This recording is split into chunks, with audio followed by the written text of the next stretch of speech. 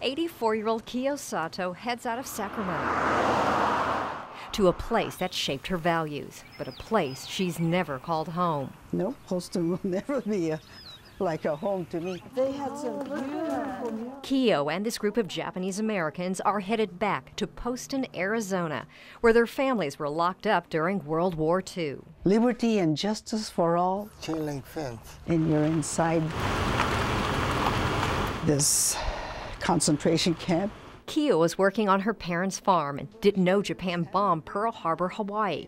She went to classes the next day at Sacramento Junior College. Oh, I'd say hi going down the hallway at junior college, and they'd all turn their heads and pretend that they didn't see me. President Franklin Roosevelt not only declared war against Japan, but signed Executive Order 9066, an eviction notice targeting people who look like the enemy. Oh, until the very last minute, I thought that our wise president will come to his senses and say this is all wrong. The government ordered 120,000 Japanese immigrants and their American-born children out of their homes and into internment camps in desolate locations like the Arizona desert.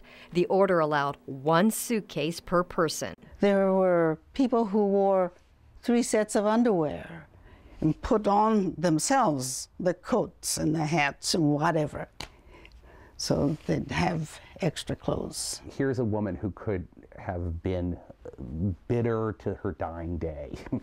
Producer Joe Fox tells the story of Kiyo and 3 other internment survivors in his documentary, Passing Poston. These were individuals that were faced with a traumatic situation, and they dealt with it with one thing in mind, and that was survival of their families. The film's premiere brought Kiyo and others back to Poston, where a monument stands, along with a handful of barracks. They remember their loyalty being questioned when no one stepped forward to stop the internment.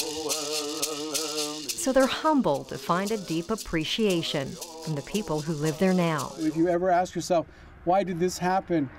You will know that through all of your suffering and pain, that you helped a lot of people. The government put the internees to work, building roads and water lines, turning the desert into farmland. Somebody said the internees made the desert bloom, and I think that's so true.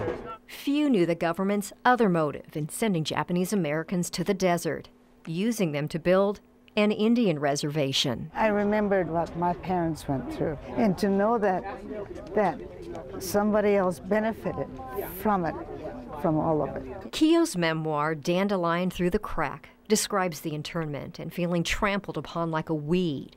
But in the years since Poston, she's come to understand the legacy of her immigrant parents. They complied with the internment for the safety of the children. You do what you can instead of wasting energy in negative anger. Kiyo's father often recited a Japanese poem. Tampopoya. Dandelion, how long have you been stepped upon? Dandelion, you've been stepped on so many times, but here you bloom. Today you bloom. Sharon Ito, News 10.